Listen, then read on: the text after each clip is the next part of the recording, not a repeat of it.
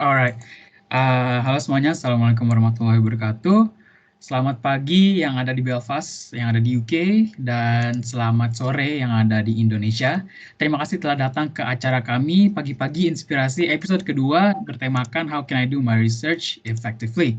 Uh, Again, makasih banget semuanya yang udah datang ke acara ini, yang udah ramein acara ini. Kita kedatangan dua narasumber yang keren-keren banget. Saya nggak butuh jelasin lagi nggak ya? Tadi udah jelasin keren banget sama Kak Azam. Intinya, again, terima kasih. Semoga setelah acara ini, semua yang datang bisa tahu nih, gimana sih research yang efektif tuh, kayak gimana, gimana bisa bikin research saya itu hasilnya bagus gitu. Apa aja yang harus dicegah, gitu ya. Oke, oke. Saya nggak bakal terlalu detail, saya nggak bakal lama-lama. Thank you. Assalamualaikum warahmatullahi wabarakatuh. Waalaikumsalam warahmatullahi wabarakatuh. Thank you, Fauzan. Berikutnya yang ditunggu-tunggu sama beberapa orang gitu ya. Ini yang teman-teman PP Belfast langsung sorak-sorai gitu ya.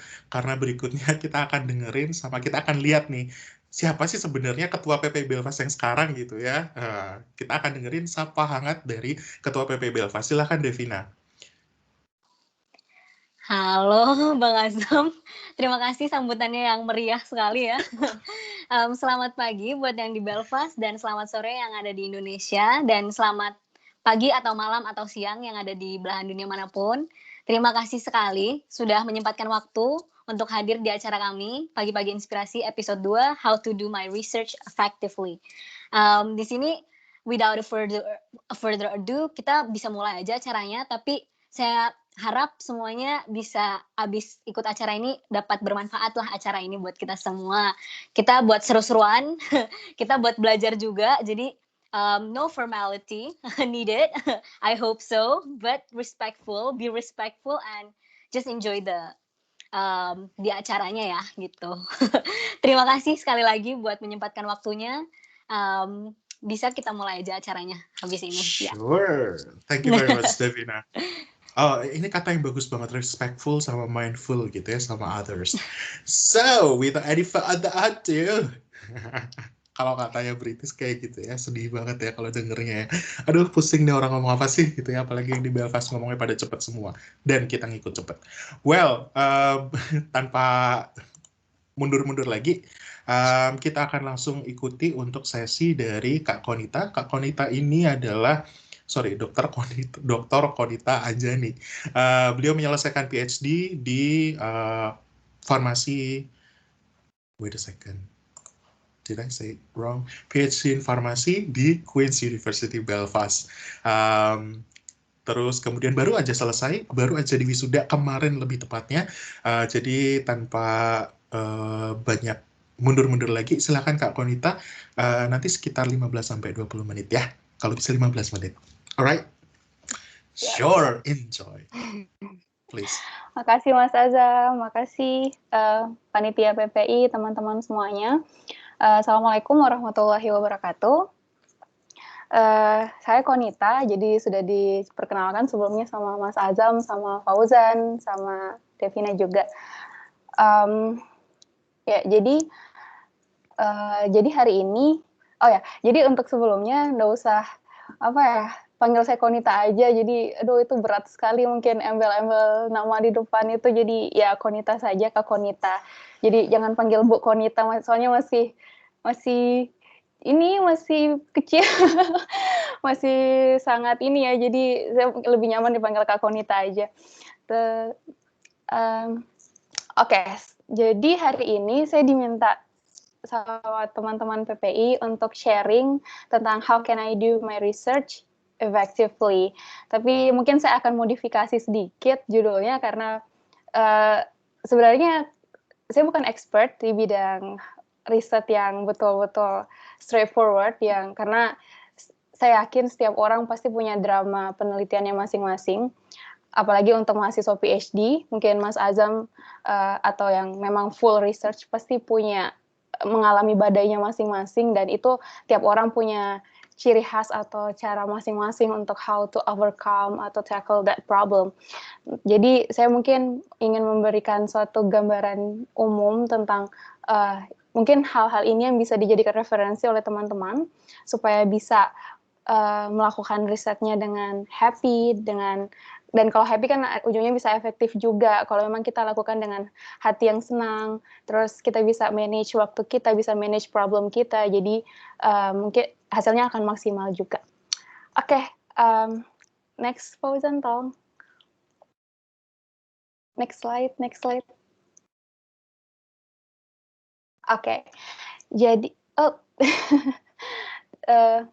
sebelumnya ya ini. Jadi untuk hari ini kita akan ada 6 poin yang akan dibahas.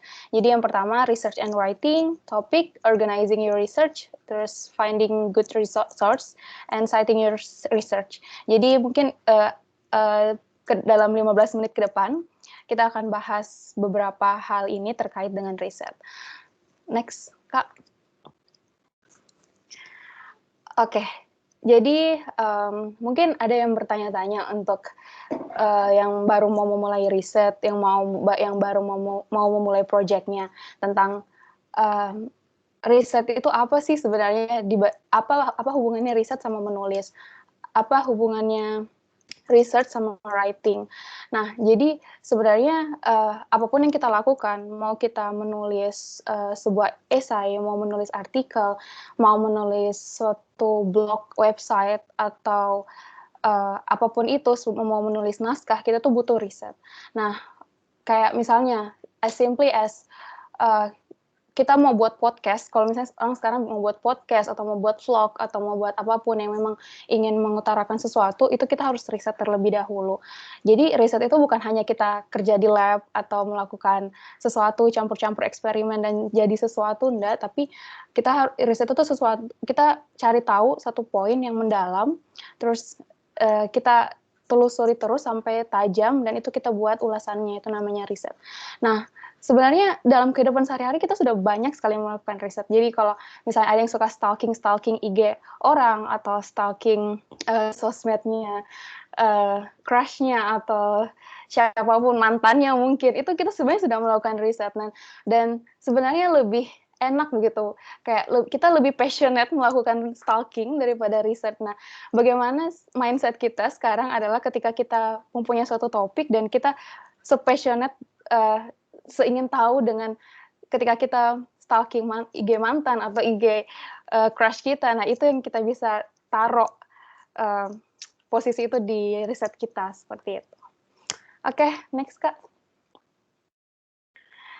Nah, yang pertama, karena kalau misalnya riset itu kan kita pertama hal yang paling penting adalah topik. How to find an appropriate topic. Jadi misalnya kalau untuk anak-anak undergraduate yang memang tugas esainya banyak, atau tiap minggu ada tugas assessment atau segala macam. Nah, ini pun juga berlaku untuk mahasiswa-mahasiswa riset yang lain, yang ini kayak apalagi untuk seperti mahasiswa PhD seperti Mas Azam atau seperti saya, yang topik itu menentukan sekali dari awal langkah kita masuk ke dunia perkuliahan gitu. Jadi satu topik ini akan menentukan nasib kita selama 3 tahun ke depan, akan menentukan bagaimana kita jatuh bangun, menangis-menangis itu melalui step pertama ini. Nah, how to find an appropriate topic. Jadi pertama itu kita harus cari tahu masalahnya apa. Kita tahu expertise kita di mana begitu. Nah, kalau misalnya untuk untuk teman-teman yang sedang menempuh yang sedang menempuh undergraduate atau master, yang mungkin esainya ada ada satu topik tertentu yang sudah dikasih oleh tutornya atau supervisornya, itu mungkin bisa dilihat kan biasa ada satu dikasih big line-nya apa, big title-nya apa, big topik-nya apa. Nah, kita tuh harus narrow topik itu. Misalnya seperti ini, kita disuruh cari tentang coba menulis sesuatu tentang ikan misalnya, tapi kita dilimitasi kayak cuma 5.000 kata atau 2.000 kata. Nah, bagaimana caranya kita tuh, kalau ikan kan misalnya menulis tentang ikan, ya ikan di dunia ini berapa spesies, berapa ribu spesies.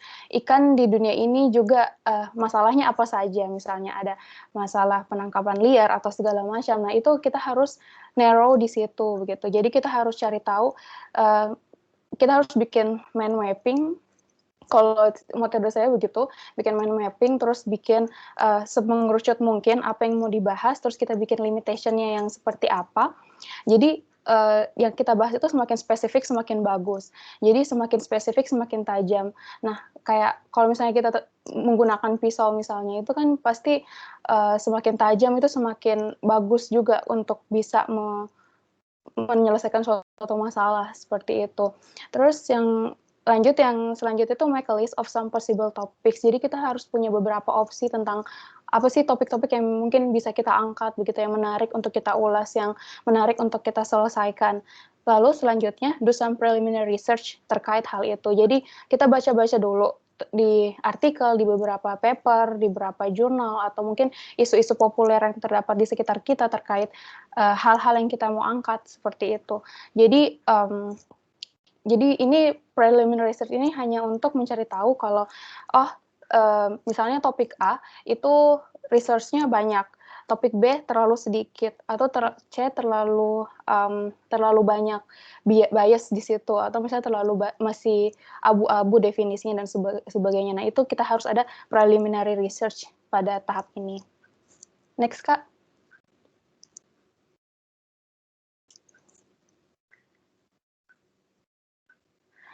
Oke, terus yang selanjutnya organizing your research. Jadi bagaimana caranya supaya kita tuh tetap keep on track. Jadi kita menulis satu topik, tapi kita nggak lari-lari ke mana-mana seperti itu. Kita mau bahas ikan, tapi kita nggak bahas kura-kura misalnya. Kita mau bahas ikan, tapi kita nggak bahas buaya misalnya.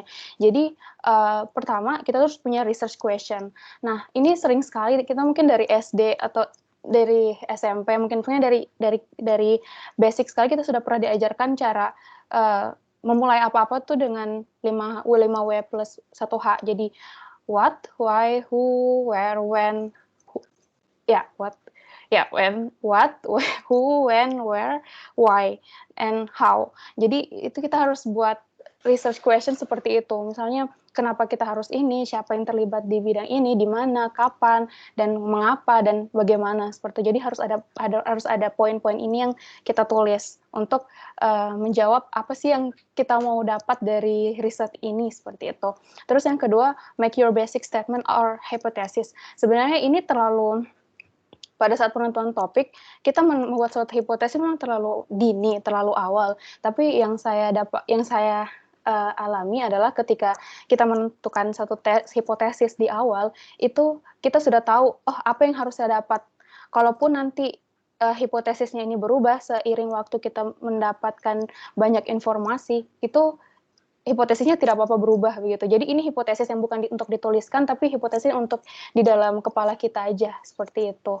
Nah, yang selanjutnya, assess the overall scope of your research. Jadi tentang scope-nya itu apa saja sih dalam satu riset kita itu kan ada topik. Nah, dari tiap topik itu apa saja scope-nya yang mungkin bisa kita assess tentang, ini mungkin relevan untuk bisa dimasukkan ke dalam riset atau ini tidak perlu, seperti itu. Oke, Kak, lanjut.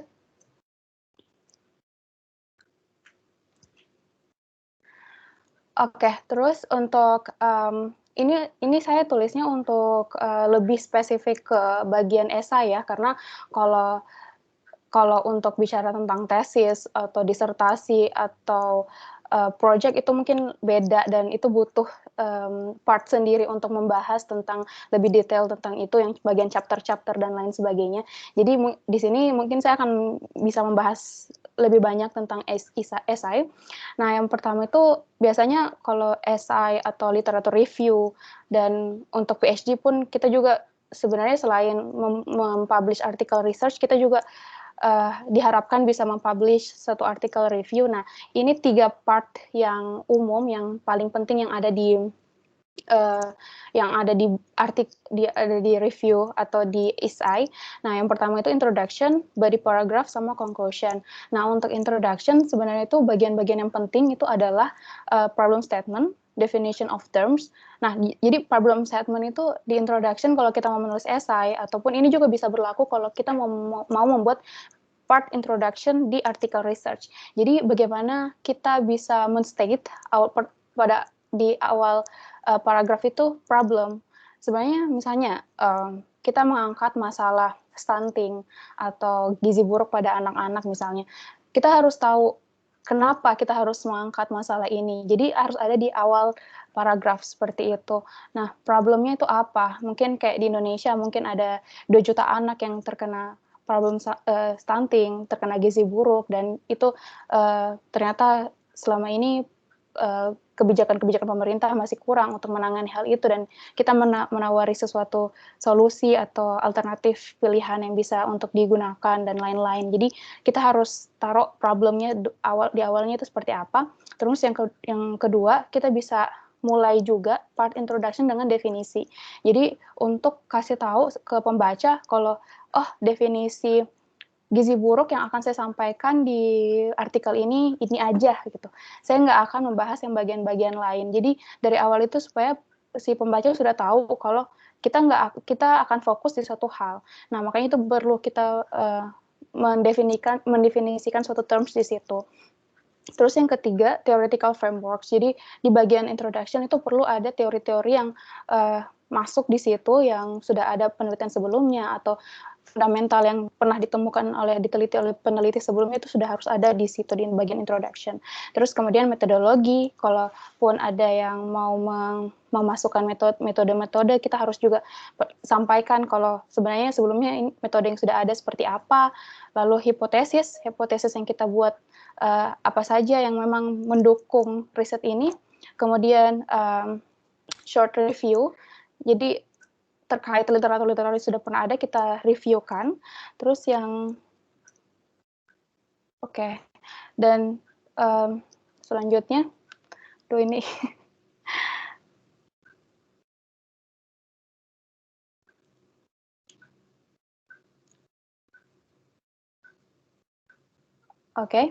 ya sebelumnya Kak.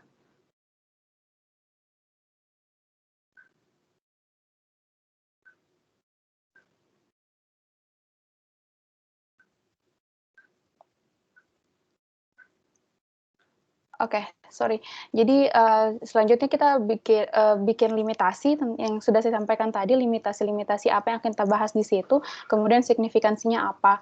Lalu untuk body paragrafnya, kita akan di bagian body paragraph kita tuh harus masukkan bagian background, sedikit bagian background tentang mengapa penelitian ini harus dan perlu dilakukan. Terus yang kedua, presentasi dan analisis data, entah itu data yang kita dapatkan dari hasil survei atau hasil atau kalau misalnya kita membuat prototipe ya kita membahas prototipe itu, atau kita mungkin membahas dari hasil penelitian atau hasil eksperimen yang kita dapatkan, ataupun hasil review literatur yang sudah kita kaji, yang sudah kita bahas dan kita rangkum di situ, atau data-data yang kita kumpulkan dari data primer maupun data sekunder.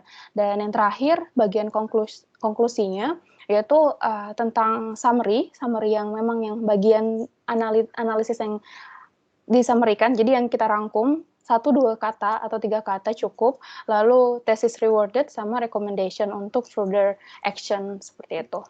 Lanjut Kak.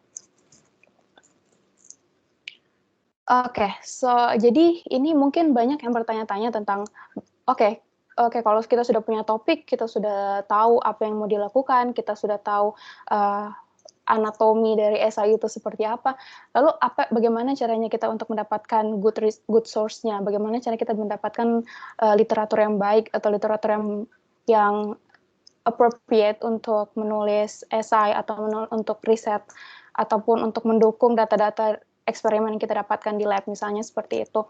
Yang pertama, jadi identify the types of source you might need. Nah, ini tergantung dari, ini ada beberapa referensi yang saya dapatkan dari beberapa universitas. Jadi kalaupun ada, tergantung beberapa panjangnya paper yang teman-teman mau buat. Misalnya, kalau untuk 1-2 halaman, itu cuma yang butuh dikaji, didalami lebih sangat dalam itu 2-3 artikel. Terus kalau untuk 3-5 halaman itu yang butuh dikaji dalam itu 4-8. Itu termasuk buku, artikel yang paper based atau literature review atau website. Nah, yang kalaupun ingin menulis 5-10 halaman, itu tuh kita butuh 6-15 buku, artikel, atau website. Nah, kalaupun kita ingin menulis 10-15 halaman, itu ya kita butuh 12-20 buku. Nah, kalau ada yang bertanya mungkin kalau kita mau menulis disertasi atau menulis tesis, ya kita jangan expect angka-angka ini karena misalnya kalau untuk case saya kemarin saya bikin tesisnya 350 halaman, jadi itu referensinya saya udah nggak mau ngitung, jadi ya udahlah. Jadi cukup apa adanya seperti itu. Nah, jadi ini spesifik untuk yang menulis esai sama menulis short article. Jadi kalaupun untuk yang untuk final project atau tesis atau disertasi itu case-nya akan berbeda.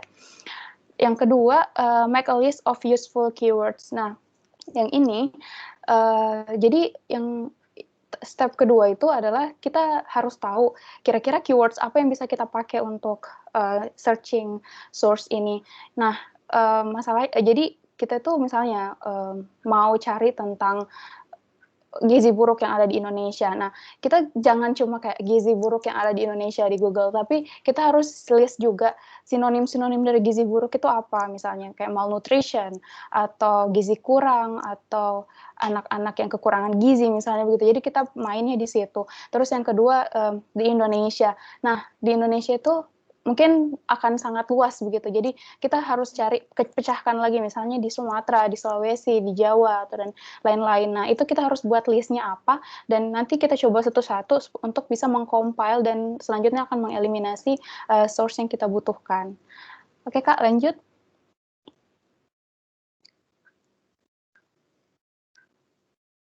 Nah, yang selanjutnya yaitu evaluating. Nah, untuk mengevaluasi apa saja sebenarnya source yang kita butuhkan dan yang mengevaluasi source itu terpercaya, valid atau tidak, itu ada namanya metode CRAP method, CRAAP. Oke, agak ini ya. Jadi yang pertama itu currency, reliable, authority, accuracy, purpose. Nah, yang pertama currency. Nah, ini biasanya untuk beberapa penelitian yang beberapa penelitian sih, semuanya itu memprioritaskan untuk menggunakan source yang 10 tahun dari sekarang hingga ke 10 tahun terakhir. Nah, tapi untuk ada beberapa penelitian yang memang jarang terjadi case-nya 10 tahun terakhir dan ingin mengubek-ngubek masa lalu, itu juga bisa diterima kalau dia menggunakan beberapa tahun setelah 10 tahun terakhir. Nah, itu namanya currency. Terus yang kedua reliability. Reliability ini kayak dia apakah berasal dari jurnal yang terpercaya atau sudah melalui reliability sama dengan accuracy. Jadi dia sudah melalui peer review apa tidak, dan biasanya kan kita sudah tidak memakai www.blogspot yang ada blogspotnya atau Wikipedia juga mungkin karena semua orang bisa mensunting di situ, maksudnya bisa mengedit tulisan di situ, jadi kurang reliable misalnya. Atau yang WordPress seperti itu. Nah, kita lebih untuk tulisan-tulisan scientific, kita tuh harus based on books sama based on artikel seperti itu. Terus purpose or point of view. Jadi kita jangan membuang-buang waktu untuk melihat paper yang sebenarnya tidak sesuai dengan tujuan kita. Jadi kalau tidak sesuai dengan tujuan kita langsung di cut seperti itu. Nah, yang selanjutnya don't waste the reference list of your source. Jadi ini tips yang selanjutnya adalah kalau misalnya kita sudah dapat jurnal atau sudah dapat paper. Nah, di paper itu kan pasti ada bagian reference list-nya. Nah, untuk paper-paper yang memang sudah publish, yang sudah terpercaya, kita misalnya kita sudah dapat nih satu paper yang relate nih sama penelitian saya, kita tuh harus lihat reference list-nya, dan kita bisa mendapatkan banyak sekali reference list yang terpercaya di bagian reference list-nya. Nah, karena gimana ya, si author yang sudah mempublish paper itu artinya dia sudah mempertimbangkan reference list-nya dengan baik dan matang. Jadi kita kita sudah bisa menghemat waktu untuk mengevaluating reference ini dengan melihat reference list dari paper-paper yang sudah publish, seperti itu, dan yang relate sama penelitian kita. Terus yang selanjutnya, organize and record your source. Jadi jangan lupa untuk selalu record input yang kita dapatkan jadi menggunakan, sekarang sudah aplikasinya sudah banyak ya, ada Mendeley, ada EndNote, ada Microsoft OneNote, dan lain-lain. Jadi supaya lebih gampang begitu, karena untuk ada beberapa pengalaman teman saya juga yang terakhir-terakhir itu malah habis 1 minggu cuma bagian reference karena harus mengatur manual atau mengetik manual atau menyusun manual bagian reference list-nya. Oke, selanjutnya Kak. Nah, ini ada quote bagus dari seseorang. Jadi, we are drowning in information but starve for knowledge. Jadi sebenarnya kita kalau dalam proses pencarian sources. Konita, mungkin 2 menit lagi. Oke, siap. Jadi pada masa pencarian sources kita tuh biasanya overwhelmed begitu dengan apa yang kita sudah baca, dengan apa yang sudah kita dapat. Nah, padahal kita sebenarnya tidak tahu apa-apa, jadi cuma sampai menumpuk, tapi kita tidak tahu apa-apa. Nah, berikutnya, Kak, itu saya akan kasih sharing cara yang saya pakai selama ini untuk membaca paper. Nah, yang pertama, kalau misalnya kita dapat paper, yang kita lihat pertama itu adalah judulnya. Terus yang kedua itu keywords-nya. Nah, kalau judul sama keywords-nya memang relate sama kita, ya kita baca abstract sama summary sama conclusion-nya. Jadi tidak perlu dibaca satu whole pages yang kayak satu artikel, itu tidak perlu dulu. Jadi untuk mengeliminasi pertama itu seperti ini, abstract, summary, sama conclusion. Nah, kalau misalnya itu sudah sesuai dengan apa yang kita mau cari, langsung baca satu artikel. Tapi kalau tidak, kita skip ke artikel selanjutnya. Oke, Kak, next. Nah, ini untuk site research, jadi ini penting sekali untuk kita yang ada di dunia akademik, tentang bagaimana caranya men-site research kita. Jadi yang pertama itu avoid plagiarism, terus jangan lupa untuk selalu mensitasi apapun yang kita tulis yang bukan pendapat kita yang kita dapat dari orang lain. Terus yang ketiga, use proper citation method. Jadi untuk yang scientific base sama mungkin yang sosial itu agak beda citasi metodenya. Jadi pay attention for that. Terus yang keempat, paraphrasing. Ini memang untuk kita, apalagi untuk kita yang menulis dalam bahasa Inggris, dan bahasa Inggris itu bukan bahasa ibu kita, jadi agak buat sakit kepala awal-awalnya untuk memparaphrase tulisan-tulisan yang akan kita buat. Tapi itu butuh waktu, jadi banyak latihan, itu akan ini dengan sendirinya. Oke, sekian. Kayaknya udah habis ya. Kak, next. Yap, betul sekali, sudah habis. Thank you banget, Konita. Mungkin kalau misalnya bisa disimpulkan, tadi ada beberapa tips ya. Yang pertama adalah appropriate topic, terus kemudian organize research-nya akan seperti apa, finding good resources, terus kemudian manage search-nya, sama citation itu penting banget dalam proses risetnya. Tentu risetnya Kak Konita akan berbeda sekali dengan riset teman-teman semua. Tapi general information ini akan penting untuk dapat grasp, early grasp untuk kita selanjutnya ketika melakukan riset itu harus mempertimbangkan ini dulu gitu. Thank you banget Konita. I'll make a note on it. Thank you. Berikutnya, buat teman-teman, saya mau memberikan informasi, sepertinya ada beberapa yang menyampaikan kalau misalnya belum bisa akses chat atau kolom chat di sini. Jadi nanti kalau misalnya ada pertanyaan, disimpan dulu, bisa nanti disampaikan pada saat sesi question and answer setelah Kak Erik menyampaikan topiknya.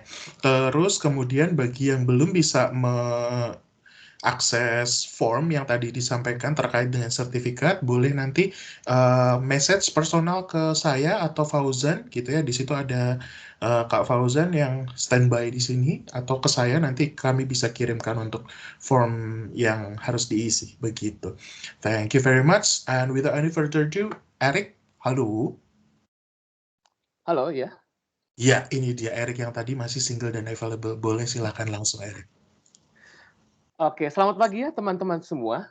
Mungkin banyaknya kayaknya yang udah kenal di sini dari semua partisipan. Cuman bagi yang belum kenal, perkenalkan saya Eric yang tadi sudah diperkenalkan oleh Kak Azam juga. Sebelum saya menyampaikan topik saya pada pagi hari ini, saya ingin katakan bahwa banyak informasi yang sebenarnya dari tadi Kak Konita sudah sampaikan itu, saya rasa itu sudah wow, dan memang benar-benar itu pernah saya praktikkan juga begitu. Jadi informasi yang Kak Konita sampaikan juga ada beberapa yang sebenarnya saya sampaikan juga dalam topik ini begitu. Kalau tadi misalkan untuk Kak Konita, dia sudah menyampaikan banyak sekali informasi-informasi bagaimana untuk mengarahkan skripsi kalian menjadi efektif. Kalau saya, topik yang akan saya bawakan adalah berkebalikan ya. Itu bagaimana nanti teman-teman semoga saja bisa menghindari hal-hal yang nanti akan saya sampaikan, karena saya pernah mengalami hal-hal ini sebelumnya, saya pernah melakukannya, dan jujur itu sudah banyak sekali menghambat penelitian skripsi saya. Jadi begitu, maka topik pada pagi hari ini yang akan saya bawakan adalah things to avoid, adalah hal-hal general terutama yang mungkin teman-teman bisa hindari untuk mencapai skripsi yang efektif, dan saya tambahkan efisien juga. Kak Fauzan, tolong di next. Oke, terima kasih.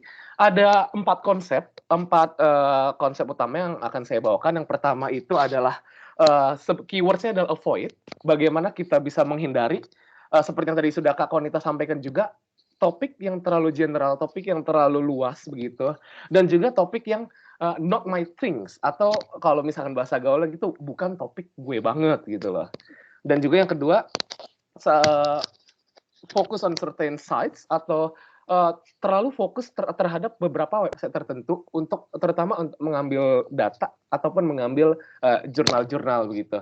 Lalu yang ketiga ada SKS. Iya, saya sebutnya SKS di sini, dan yang keempat adalah yang terakhir adalah overthinking nantinya ketika dalam melakukan atau mengerjakan skripsi. Oke, tolong Kak di next, Kak Fauzan. Oke, saya langsung saja. Pertama, sebisa mungkin teman-teman kalau itu bisa menghindari topik-topik yang mungkin tadi sudah disampaikan terlalu luas, atau yang bukan topik gue banget gitu loh. Tolong di next lagi, Kak. Jadi biasanya untuk kebanyakan orang, terutama saya sendiri juga, ketika melakukan skripsi ya, itu kita terbatas pada awalnya untuk mengambil tema dan topik. Ya, memang benar sih, awal-awal kita memang harus menentukan tema dan topik penelitian. Tapi seringkali kita tidak memikirkan lebih jauh, atau mungkin kita hanya terbatas pada saat mengambil tema atau topik tersebut. Sehingga takutnya nanti ketika kita akan melakukan penelitian skripsi ke depannya, itu nanti akan menjadi hambatan-hambatan. Contoh yang dimaksud itu seperti kayak, kenapa sih kita mungkin bisa memilih topik tersebut, yang tadi sudah dijelaskan dengan lebih detail lagi oleh Kak Konita juga, terus scope of the topic research, seperti ruang lingkup dari riset yang diambil, kayak contohnya mungkin dari batasan-batasan periode penelitian, atau mungkin dari lingkup lokasi, kalau misalnya teman-teman mengambil data, koleksi datanya secara kuantitatif ya kan, juga kadang ada yang menyebar ke suatu wilayah, atau mungkin bisa terbatas pada suatu perusahaan juga. Terus tujuan riset kalian, goals kalian gitu untuk melakukan riset, kenapa purpose awalnya begitu ya. Mungkin bahasa yang saya sampaikan mungkin agak sedikit bingung ya, cuman intinya adalah tujuan kalian, kenapa kalian melakukan skripsi, melakukan penulisan skripsi begitu. Terus juga tambahan, mungkin ada juga beberapa orang saya tidak katakan semua gitu ya, cuman pengalaman saya dulu, banyak juga teman-teman saya yang ketika mengambil skripsi itu hanya fokus pada majority trend gitu. Contohnya kayak topik-topik populer yang mungkin banyak sudah diambil, sehingga nanti jurnal-jurnalnya atau kumpulan-kumpulan datanya sudah banyak gitu. Jadi sehingga mempunyai pikiran mudah untuk melakukan skripsi karena sudah banyak sumber data yang tersedia. Atau mungkin sebaliknya juga ada teman-teman yang mungkin mengambil topik karena memang fokusnya ingin menyesuaikan begitu ya dengan interest atau dengan ketertarikan pada tema yang juga disukai oleh supervisor, sehingga mungkin ketika melakukan penelitian menjadi mudah dan juga mungkin bisa diarahkan dengan lebih baik karena sesuai dengan tema yang disenangi atau memang sedang diambil oleh supervisor. Sebenarnya menurut saya hal-hal ini juga tidak terlalu menjadi masalah besar, tapi ini bisa menjadi kesulitan. Sorry, saya agak bingung. Cuman Kak Fauzan boleh enggak. Sorry, mohon maaf teman-teman, saya sedikit bingung. Tapi intinya takutnya ketika kalian melakukan atau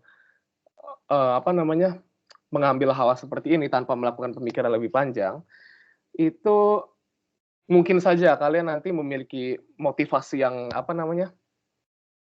motivasi yang menjadi kurang karena pertama tadi kan topik yang diambil gitu kan hanya mengikuti secara majority trend, tidak memiliki pikiran dari awal kayak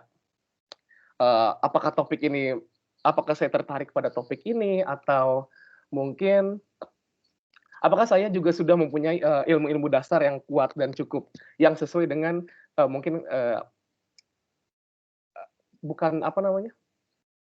sesuai dengan kuliah gitu ya, atau dengan Ketertarikan. tema yang diambil begitu.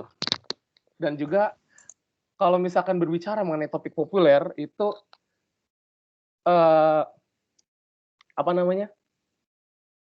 mungkin saja bisa terjadi kayak overload of information karena tadi sudah dijelaskan saking terlalu banyaknya informasi yang beredar di internet, sudah banyaknya jurnal yang dipakai, sehingga ini menjadi takutnya teman-teman juga menjadi bingung gitu untuk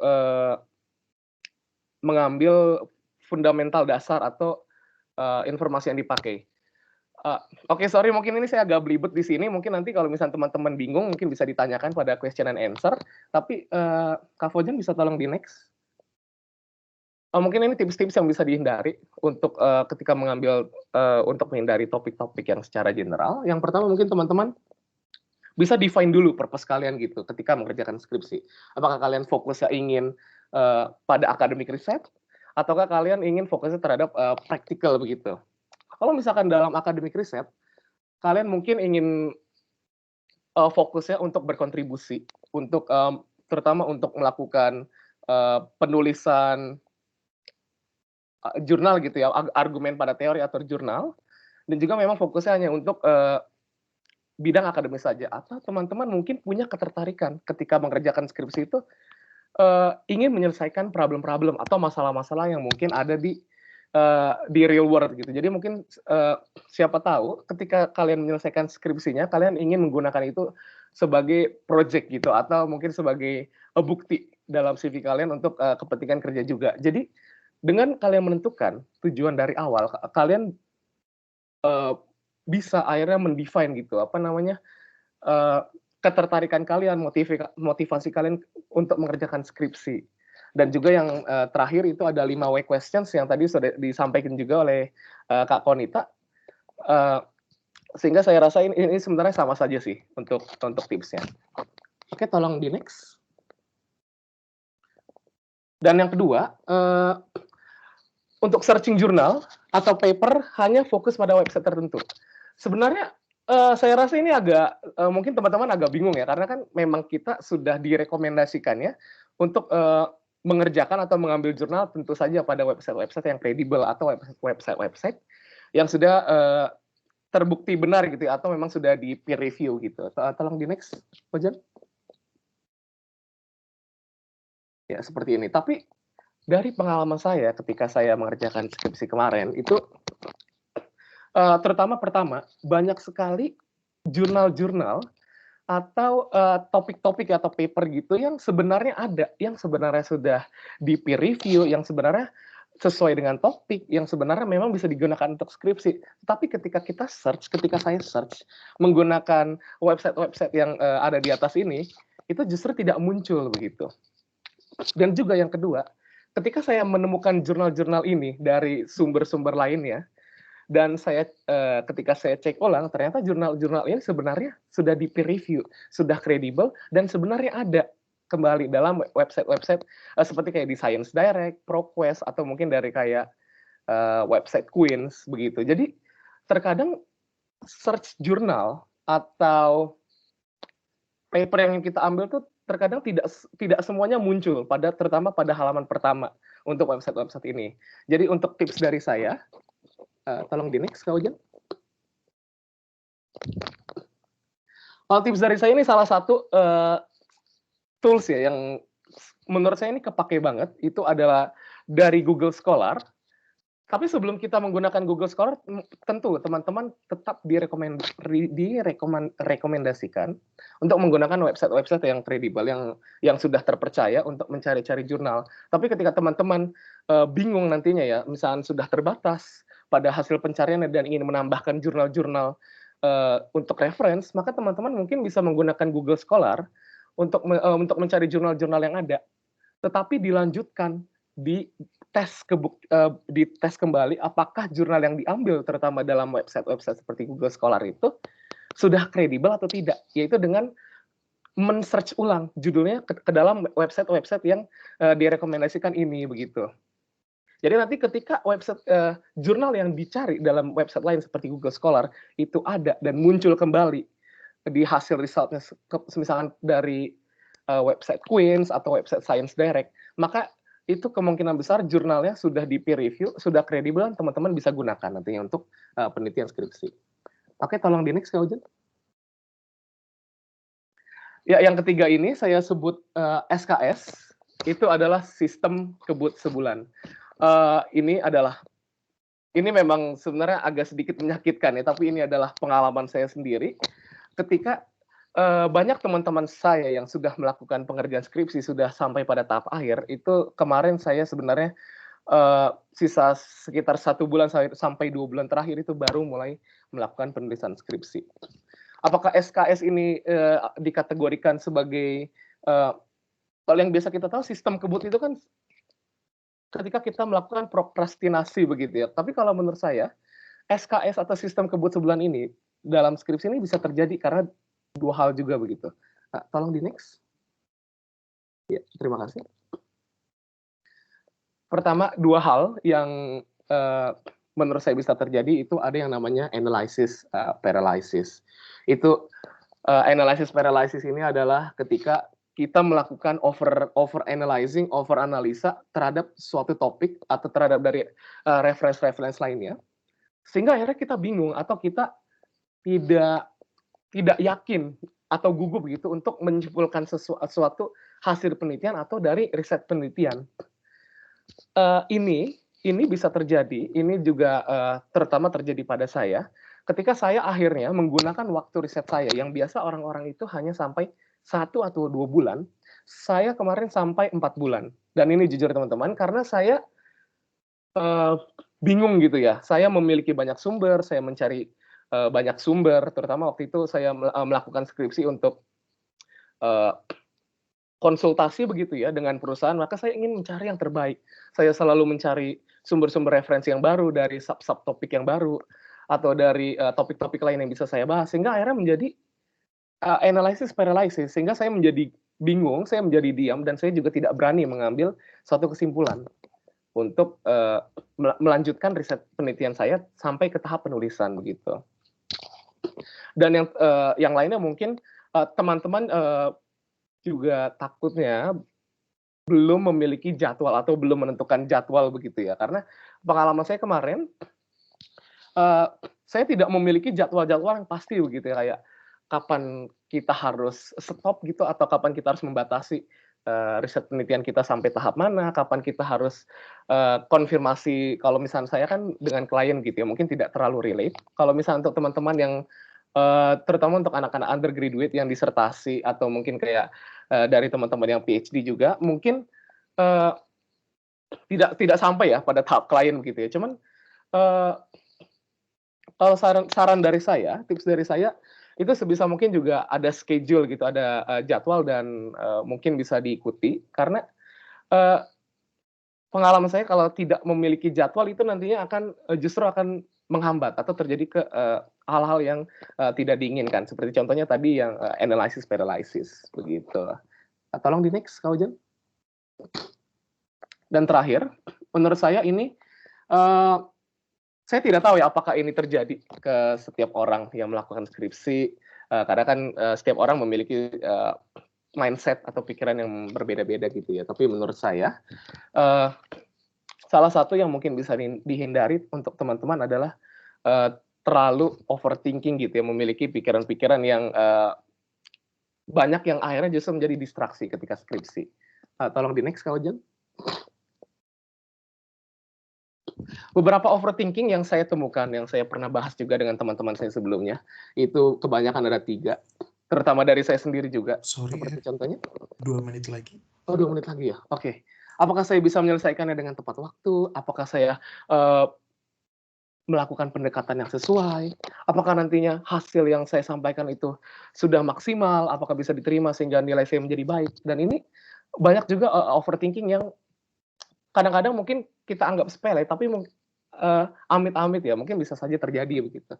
Tolong di next, Ojan. Thank you. Yang ini akhirnya saya rasa justru malah menyebabkan yang namanya lower performance. Karena ketika kita memiliki distraksi, ketika kita memiliki pikiran-pikiran ini, dan ketika kita ingin menyelesaikan skripsi kita, justru ini akan menjadi kontradiksi. Dan akhirnya menghambat kemampuan otak kita untuk menghasilkan, untuk memproduce gitu ya, teori-teori atau argumen yang baik untuk skripsi, untuk kepentingan skripsi gitu. Jadi kalau menurut saya overthinking ini bisa diatasi dengan beberapa hal seperti berikut. Tolong aja ya. Pertama tadi schedule management, saya yakin ini teman-teman semua bisa lah untuk penyusunan jadwal. Dan yang kedua mungkin teman-teman juga bisa pelajari begitu ya, advantage dan disadvantage, kemampuan, kelebihan dan kekurangan masing-masing.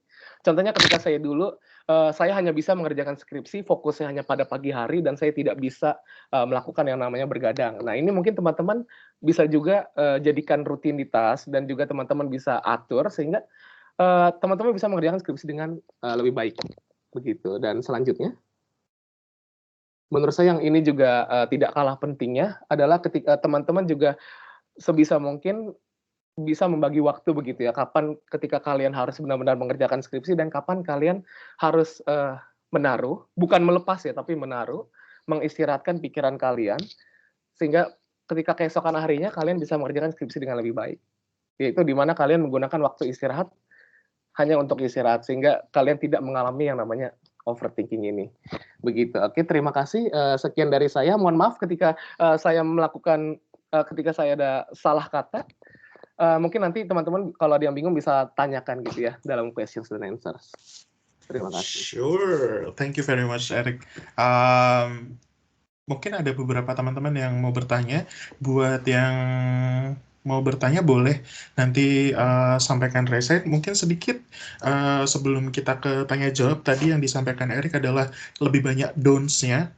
Jadi ada kalau kita mau memberi informasi ke orang lain, kita bisa berikan dalam 2 cara. Satu yang baik-baik yang harus dilakukan apa, yang kedua adalah kita beritahu yang sebaiknya tidak dilakukan apa, karena kita nggak pernah tahu mana yang nempel. Nah, ini cocok banget pada sesi hari ini yang tadi diberikan, sebaiknya kalian gini. Nah, ini sebaiknya kalian jangan gini gitu ya. Untuk yang don'ts-nya adalah jangan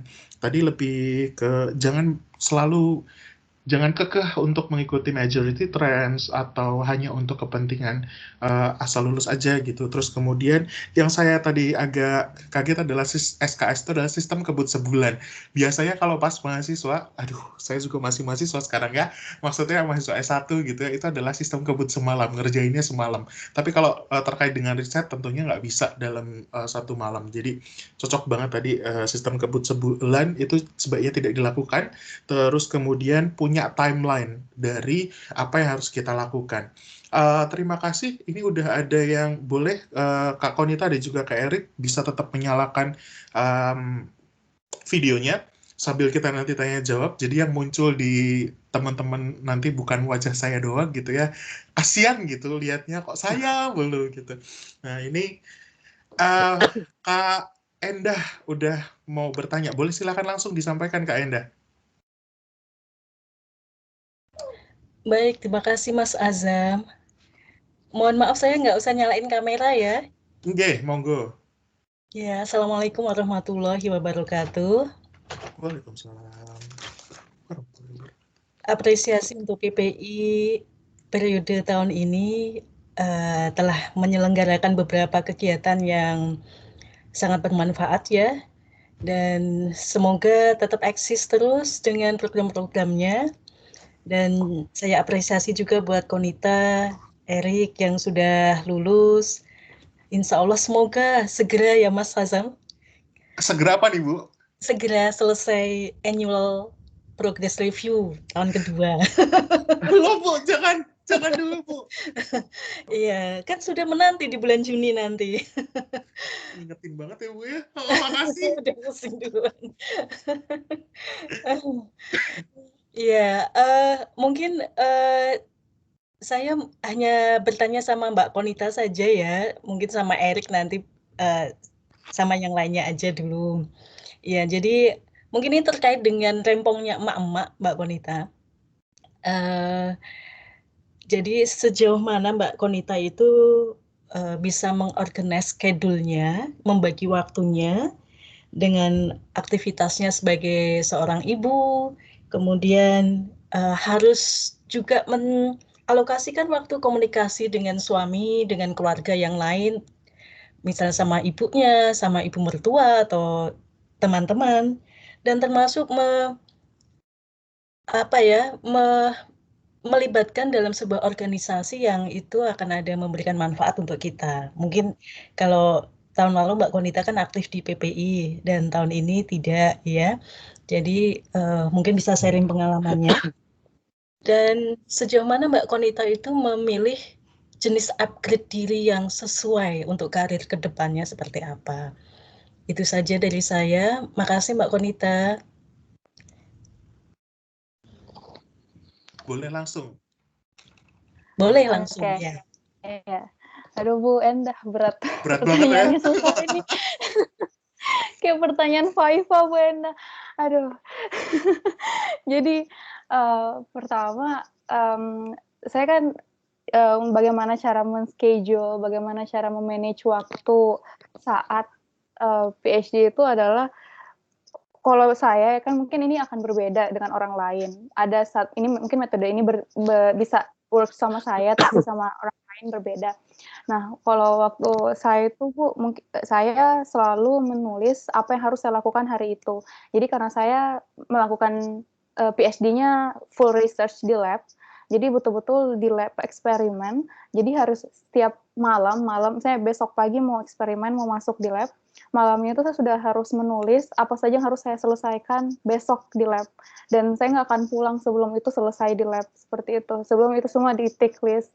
Nah, jadi itu yang saya lakukan, karena jadi saya tuh tiap awal bulan saya punya bagian yang harus saya selesaikan secara garis besar selama sebulan, dan setiap hari saya punya sesuatu yang saya breakdown untuk saya selesaikan di hari itu.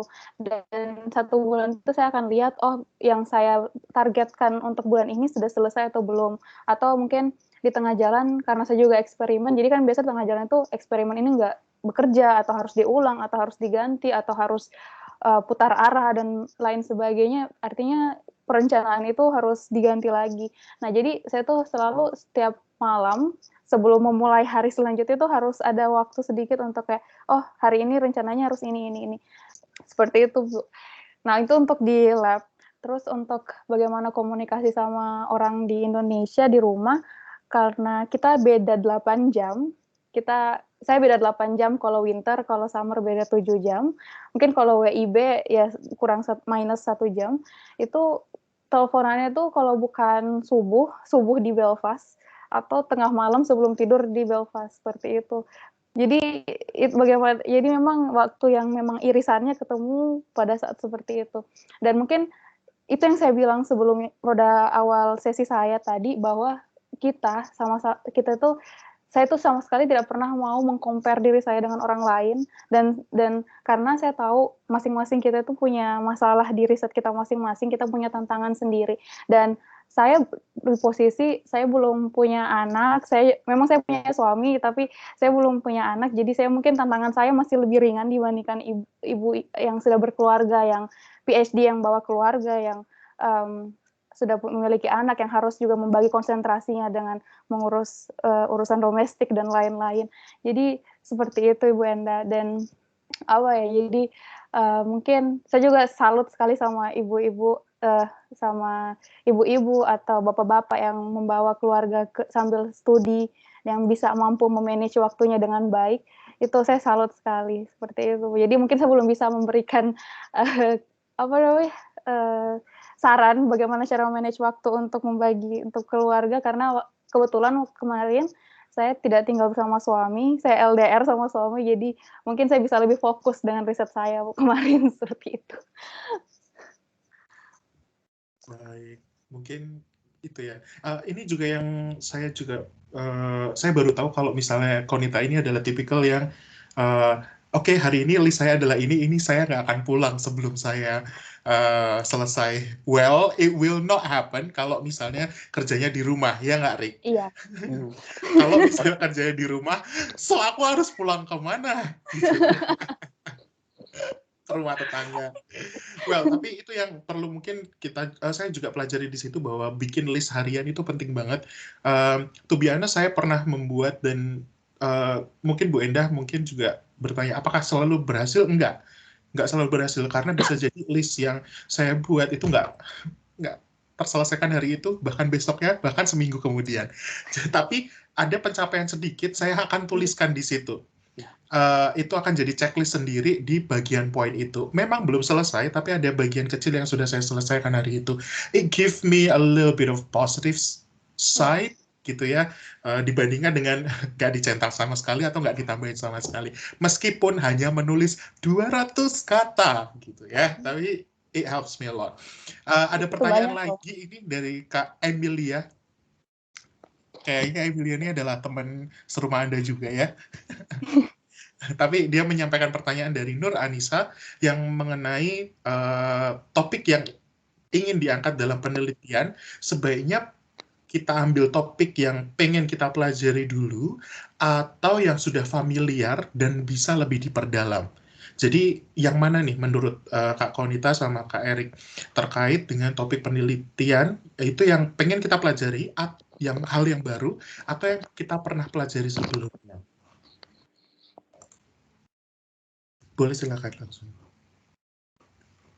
Habis ini Kak Marini boleh menyampaikan pertanyaannya. Oke, Silakan Erik aja dulu. Erik Boleh, dulu. mungkin dari saya dulu ya. Kalau misalkan dari saya sendiri, mungkin seperti yang tadi saya sudah sempat sampaikan juga, itu kalau misalnya ngambil topik, mungkin bisa dicari tahu dulu gitu ya, tujuan purpose ya ketika nanti ketertarikannya ketika ingin melakukan skripsi. Apakah hanya ingin fokus tadi seperti pada akademik saja, contohnya kayak akademik research atau kayak disertasi, atau ingin dikembangkan lebih jauh, mungkin skripsinya dalam tujuan praktis atau real world gitu ya. Jadi kalau misalkan pembedaannya ketika mengambil topik yang ingin kita pelajari, yang sudah familiar atau lebih ingin lebih diperdalam, mungkin kalau misalkan punya ketertarikan untuk kayak misalkan untuk digunakan di real world, untuk digunakan dalam fokus pekerjaan, kan mungkin juga bisa, sehingga ini nanti akan menjadi motivasi lagi gitu kan ketika mengerjakan skripsi. Kalau menurut saya sih itu. Jadi dari tujuan purpose-nya dulu, ingin mengarah kemana begitu skripsinya. Kalau dari Kak Konita? Oke, jadi kalau ya menambahkan dari apa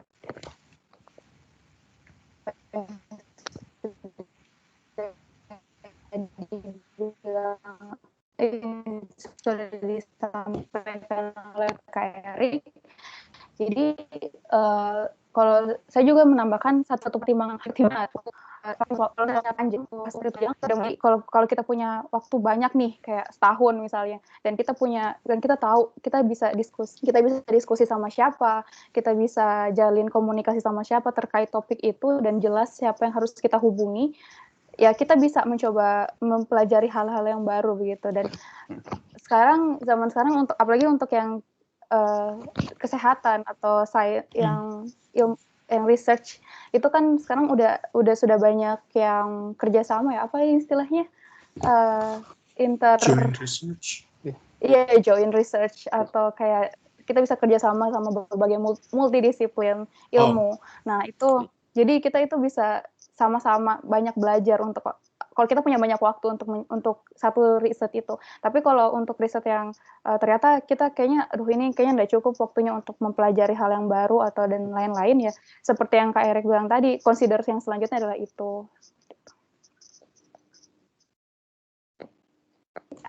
Alright, great. Kak Marini boleh di-unmute sama menyampaikan pertanyaannya? Halo. Halo. Ya, Assalamualaikum. Waalaikumsalam. Selamat sore dari Indonesia. Sore semuanya. Oh ya. Perkenalkan, nama saya Marini. Saya student bachelor di Universitas Halle, Jerman. Oh. Jadi, saya punya pertanyaan. Karena ini saya masih nulis skripsi ya, bachelor. Saya masih ada kendala sama sumber untuk penulisan skripsi saya nih. Terus tadi kan Kak Konita nyampein tentang apa ya tadi, accuracy atau apa gitu ya tentang sumber untuk skripsi. Jadi misalnya sumber yang dipakai untuk skripsi itu paling tidak dalam yang digunakan dari 10 tahun sebelumnya nih. Nah, cuman jadi skripsi aku itu tentang penelitian perbandingan antara buah subtropis dan tropis dengan buah apel di Jerman. Jadi dengan perbandingan tentang apa ya, rasa sama kandungan yang ada di dalam buah itu. Nah, dosen aku ini maunya sumber-sumber yang dipakai untuk skripsi aku ini kalau bisa dari Indonesia aja gitu kalau bisa. Nah, tapi kendalanya sekarang lagi pandemi, otomatis aku cuma ngerjain skripsi cuma bisa di rumah, jadi ngandelin internet doang kan, nggak bisa ke perpus untuk nyari buku sebagai sumber skripsi. Dan sayangnya aku suka ngalamin kesulitan buat nyari sumber ini, jadi kayak banyak banget sumber yang apa ya, misalnya nyari sumber di Google Books misalnya, dan itu Google Books itu biasanya kadang tuh buku yang dari 1990-an gitu loh, yang kayak gitu, yang buku-buku udah lama gitu kan. Nah itu menurut kakak apa masih gimana ya, apa itu udah terlalu expired untuk dijadikan sebagai sumber skripsi atau enggak gitu loh maksud aku, karena itu udah lebih dari 10 tahun kan. Baheula gitu ya. Iya, kayak udah baheula banget itu buku sebagai sumber. Nah, terus itu pertanyaan satu. Terus pertanyaan kedua, ketika nulis skripsi itu sering banget nggak sih kayak kehilangan mood gitu? Ya kan? Suka, aduh udah males deh gitu kan. Nah, itu buat Kak Erik sama buat Konita, motivasinya apa sih biar rasa malas itu tuh nggak berkelanjutan gitu loh selama proses nulis skripsi gitu. Sama terakhir ini sih buat Kak Azam ya, Kak, aku kan di sini jatuhnya guest. Terus aku nggak bisa nyari link untuk daftar serti. Mungkin bisa lewat email atau gimana ya? No problem. Nanti kita akan sampaikan. Kak Oke. Fauzan juga ada, nanti bisa disampaikan. Kalau ini aku coba cek di message ya. Kalau misalnya bisa aku kirim via message, aku kirimin. Boleh sekarang Kak Konita sama Kak Erik. Oke, makasih Thank you. sebelumnya. Thank you. Danke. Oke, ya ampun, jauh ya ini kuliahnya di Jerman. Oke, jadi yang terkait dengan yang saya sampaikan tadi bahwa currency yang up to date. Jadi memang kalau untuk riset kita tuh harus mencari sumber yang terbaru karena hal ini dilakukan karena takutnya penelitian kita tuh berulang. Kita misalnya kita sedang melakukan penelitian ini, ternyata ide kita tuh sudah dipublish sama orang lain baru-baru ini seperti itu. Nah, itu yang memang harus cari tahu dulu terkait dengan ketersediaan source yang masalah yang dialami sama Marini sekarang. Sebenarnya kalau untuk 98 itu nggak apa-apa sih, misalnya di-keep dulu, disimpan dulu, di-record dulu, dicatat dulu tentang sumber itu. Nah, nanti ditanya lagi sama supervisornya apakah beliau menerima karena ada beberapa supervisor yang memang oh ya nggak apa-apa kalau yang lama-lama juga nggak apa-apa untuk mencari kayak memang kita butuh source yang berpuluh-puluh tahun sebelumnya itu supaya untuk menyusun timeline gitu loh. Jadi story di deskripsi kita itu bisa ada. Jadi kayak oh tahun segini begini, ternyata ada perkembangan 10 tahun selanjutnya seperti ini dan ternyata ada kekosongan penelitian terkait buah apel yang sedang Marini lakukan selama 10 tahun terakhir sehingga gini. Jadi kita tidak apa-apa untuk mencantumkan tahun itu. Tapi itu bukan dijadikan primary.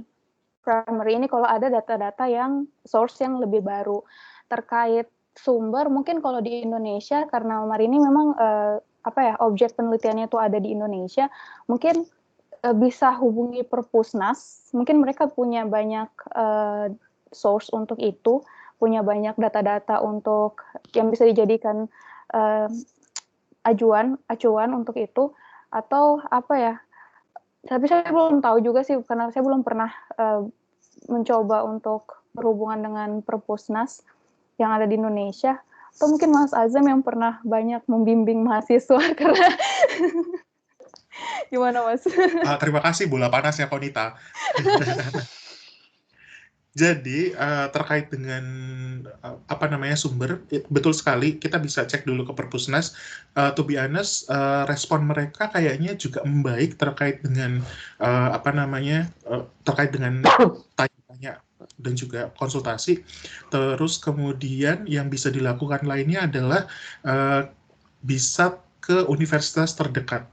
Maksud saya universitas di Indonesia yang terdekat, di mana tempatnya Marini, terus kemudian biasanya mereka ada fasilitas untuk orang luar dari situ untuk bisa baca di situ. Kekurangannya adalah belum tentu bisa bawa atau pinjam buku dari situ. Jadi tapi kelebihannya adalah di situ juga ada skripsi dan lain sebagainya.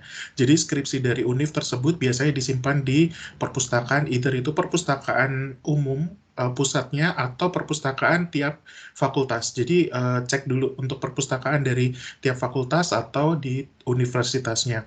Yang bisa dilakukan lainnya adalah to be honest tadi yang disarankan Erik terkait mencari jurnal di Indonesia. Tadi saya sempat dengar Erik bilang kalau misalnya kayak tadi apa Erik yang jurnal database kredibelnya gitu, kredibilitas. Betul. Ada database dari database yang bisa di-searching di Indonesia, termasuk tadi ProQuest, terus Science Direct juga bisa kan? Science Direct. Science Direct. Tapi memang untuk publikasi internasional biasanya kadang-kadang itu nggak dimasukkan. Kenapa? Karena memang kurang luas cakupan dari artikel yang masuk ke situ. Yang bisa dilakukan lagi adalah cek di perpustakaan kamu sendiri. Jadi fasilitas e-resources dari kampus di Jerman biasanya bisa akses untuk Medline. Ini akan beda-beda database-nya ya. Jadi cari database untuk artikel. Nah dari situ bisa searching sesuai dengan keilmuan kamu. Kalau saya gitu ya, saya akan searching di Medline, terus kemudian Sinal, EBSCO atau Cochrane gitu ya. Jadi akan berbeda sekali tiap fakultas. Nah, coba cek juga dengan graduate school karena mereka kadang ada courses terkait dengan aku nggak tahu di universitas kamu, di QUB sendiri dan di UGM tempat saya bekerja, di sana kadang ada informasi terkait dengan kita punya database apa aja, terus diajarin untuk mencari tiap fakultas itu seperti apa. Nah, itu akan memudahkan juga untuk mencari sumber yang ada di situ. To be honest, buku di Google Books itu nggak terlalu update. Ada beberapa yang dia rajin banget update yang buku terbaru. Tapi kalau misalnya dibilang sudah bala bisa dipakai atau enggak, depends on. Karena untuk kayak definisi-definisi, terus kemudian philosophical information, itu akan kita pakai. Mau setua apapun, kayak misalnya 1080, kalau ada bukunya, ada notes-nya gitu ya, bisa disitasi, kita akan sitasi. Karena itu adalah sumber terbaru dan terbaik. Dan memang untuk definisi. Tapi kalau misalnya sumber terkait dengan metodologi penelitian, metode penelitian bisa jadi lama juga. Tapi kayak analisis menggunakan NVivo misalnya, itu kan sesuatu yang baru, kita pakai yang baru. Semoga itu bisa menjawab Marini. Kalau misalnya, saya sudah kirim chat ke Marini, kalau misalnya enggak bisa muncul chatnya, bisa langsung message ke saya lagi, gitu.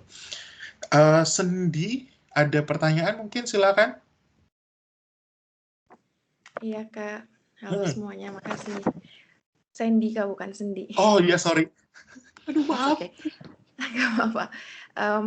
Sebenarnya mau tanya tentang, nggak tahu sih relevan apa enggak, karena kakak sendiri kan lebih ke sains. Nah, aku kan kuliahnya sosial politik. Nah, aku mau tanya nih.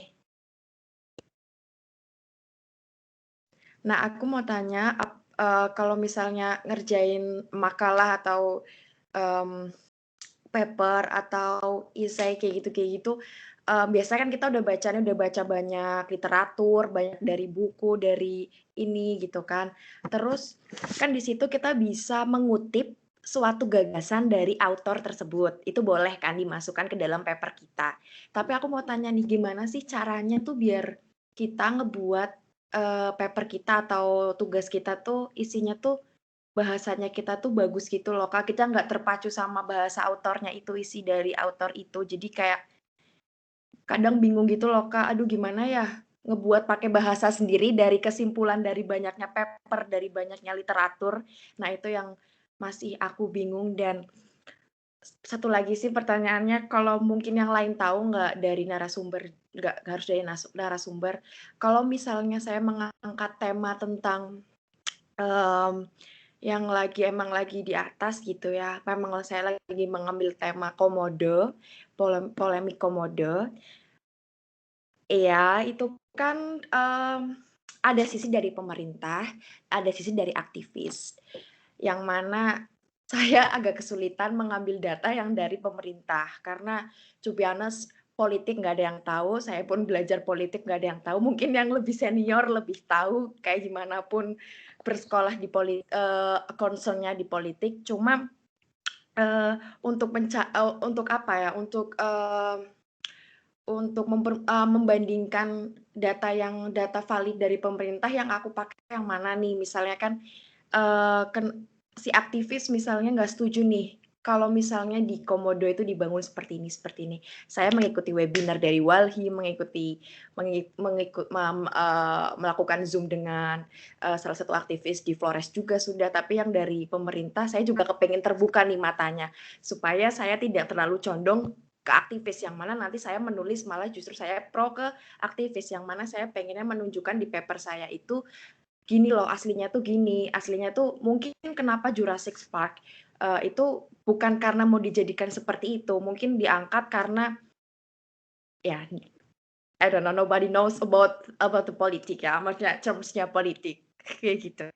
Ya siapa aja yang tahu sih boleh menjawab. Terima kasih kakak-kakak. Thank you. Boleh, silakan Konita sama Eri. Mungkin untuk pertanyaannya Sandy yang awal-awal, terutama untuk sitasi ya, atau apa namanya ketika mengambil gagasan author, Ini jujur ini sudah menjadi masalah saya semenjak dari SMA sampai terakhir mengerjakan tesis S2.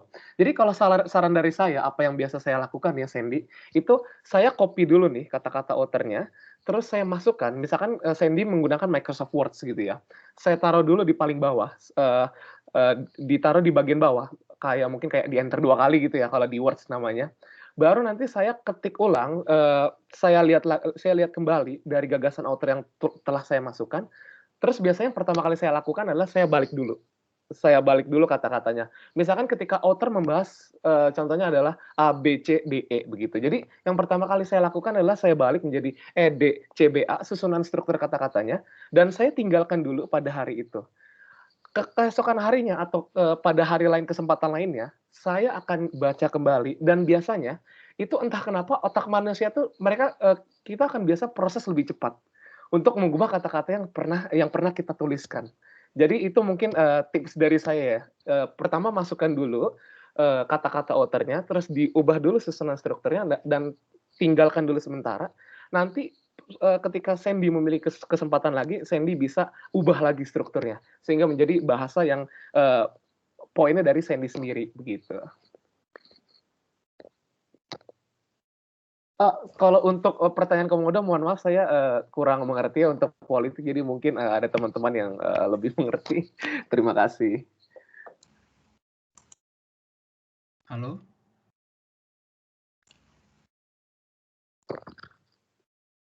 Silakan, Konita. Gimana Fauzan? Sorry sebelumnya, mungkin sebelum jawabannya dilanjutin, ini saya udah bikin URL pendaftaran yang lebih pendek, jadi mungkin sambil teman-teman dengerin jawaban dari narasumber, bisa juga boleh isi form yang ada di link ini.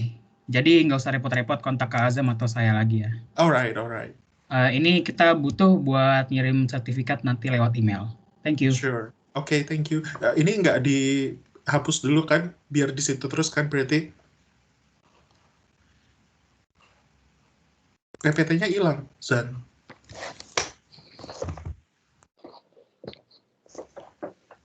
Well, kita akan tunggu dulu untuk Fauzan sorting this out. Maaf. Udah ada kah ini? Hilang, Zan. Mohon maaf, boleh ini mungkin menyampaikan pendapat. Mungkin Ojan boleh tolong di copy paste lagi kali ya dari chatnya mungkin. Jadi teman-teman bisa langsung akses begitu.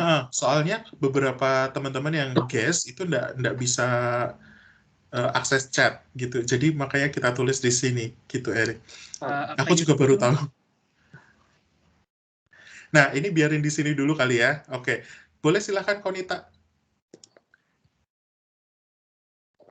Oke, jadi kalau yang tadi tentang paraphrase, mungkin kalau dari bahasa Inggris ke bahasa Indonesia tuh lebih mudah ya. Jadi untuk kalau selama membuat review itu saya baca dulu satu paragraf full, terus saya taruh di kepala, terus dipikir, terus saya berusaha ucapin gitu loh, kayak kalau saya menjelaskan ini ke orang lain itu seperti apa. Terus baru saya coba-coba menulis itu pakai bahasa Inggris ketika saya ketikkan di Word kayak gitu. Jadi memang cara-cara kita tuh berbeda-beda sih tiap orang.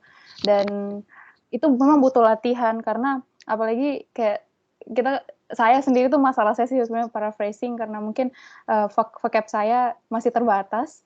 Jadi pas mau paraphrase itu kayak sakit kepala sendiri nih, aduh katanya ya cuma itu, terus ya gimana gitu. Jadi ya itulah, memang harus butuh latihan kalau untuk paraphrase itu. Terus yang kedua terkait, itu Komodo, terkait penelitian yang memang harus kita lihat dari sudut pandang pemerintah juga, karena memang saya belum pernah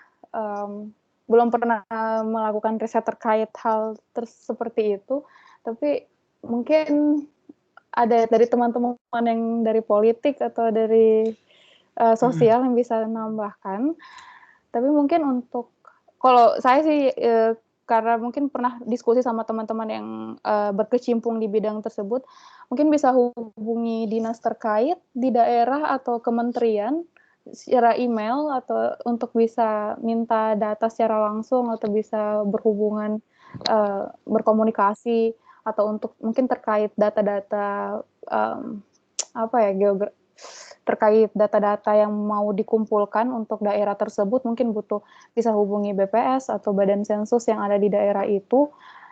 Apalagi ya itu mungkin sudah pernah dilakukan sama Sandy semua ya apa yang saya bilang. Jadi ya mungkin ada beberapa teman-teman yang bisa menambahkan. Terima kasih. Sebenarnya terkait dengan bidang politik, Ketua PPI kita saat ini, PPI Belfast maksud saya, Ketua PPI Belfast saat ini adalah mahasiswi juga di bidang International Something Politics Science, which is mungkin akan cocok banget diskusi sama Sandy. Tapi sayangnya Devina hari ini tidak bisa full untuk ikut sesi ini. Untuk diskusi lebih lanjut, boleh cek Instagramnya Devina. Nanti bisa let me check her Instagram too. Nanti bisa diskusi lagi terkait dengan itu. Saya bisa mengerti banget kenapa sulit gitu untuk dapat data dari pemerintah, karena memang data dari pemerintah ini bukan berarti saya membela mereka, tapi memang kebetulan saya mungkin sedikit tahu proses kenapa data itu agak sulit didapat. Saya juga mengalami hal yang serupa karena data untuk kesehatan itu juga sulit. Untungnya ada data Riskerdas yang tiap 10 tahun atau tiap tahun diupdate. Ada yang 10 tahunan, ada yang setiap tahun diupdate. Itu untungnya ada itu. Tapi untuk data-data spesifik yang kita harus datang langsung, tadi seperti yang dikatakan Konita, kita bisa datang langsung ke departemennya atau via email atau telepon, lebih cepat sebenarnya daripada via email. Itu akan bisa mungkin akan butuh perizinan dan lain sebagainya, tapi nggak seberapa sulit untuk dipenuhi sepertinya. Terus kemudian kenapa sulit? Karena biasanya data mereka belum tersistem dengan baik. Jadi masih terpecah-pecah antara di cabang sampai ke pusat, itu masih belum satu sistem. Itu yang memungkinkan datanya belum bisa diproses, diupdate secara mudah. Kayaknya mereka sedang proses untuk menyatukan integrasi tersebut, jadi hopefully in the future kita bisa akses data-data yang penting untuk riset dengan lebih mudah. Selebihnya bisa cek Instagramnya Devina, DE.Vina gitu ya. Nanti bisa ngobrol sama Devina terkait dengan hal tersebut. Baik, ada lagi yang mungkin mau bertanya, boleh di chat, boleh di pertanyaan langsung. Ini tadi linknya ya, boleh ditulis, diketik. Kalau ada pertanyaan, boleh langsung disampaikan lagi sebelum kita tutup. Karena ini udah lumayan banget nih, kita udah 1,5 jam ngobrol-ngobrol bareng gitu ya. Semoga bermanfaat juga tentunya. Ada banyak informasi juga yang bisa didapat di sini. To be honest, saya belajar banyak sekali dan assure gitu ya bahwa yang saya lakukan itu udah benar belum ya gitu ya, karena mau gimana kami belum lulus kan ya. Erik sama Konita kan udah lulus nih, jadi ya sudah, yay gitu. Anyway, congratulations untuk Erik sama Konita atas kelulusannya, graduationnya, congratulations. It is very great to have you here and to be graduated from your program. It is amazing. Dava, ada pengumuman kah? Alright, Dava juga menyampaikan linknya di chat. Kalau misalnya nanti belum bisa diakses, nanti bisa kirim message ke kami atau email atau DM di Instagram PP Belfast. Sebelum ditutup, kayaknya udah nggak ada pertanyaan lagi. Sebelum kita tutup, boleh diaktifkan videonya untuk kita foto bareng yuk sebelum kita tutup.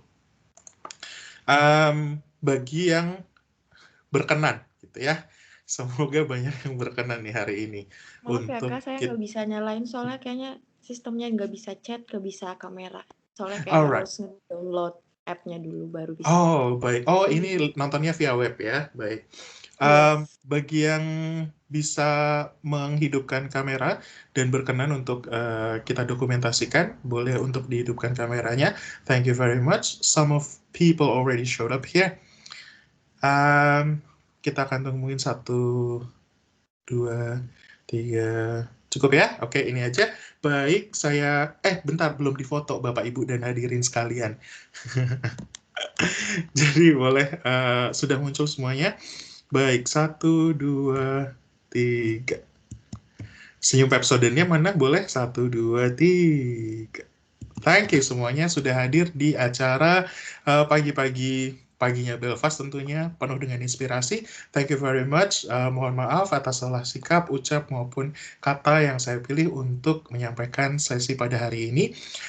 Thank you very much sekali lagi untuk kehadirannya. Semoga bermanfaat dan sampai jumpa di sesi pagi-pagi inspirasi dari PPI Belfast selanjutnya. See you there. Bye.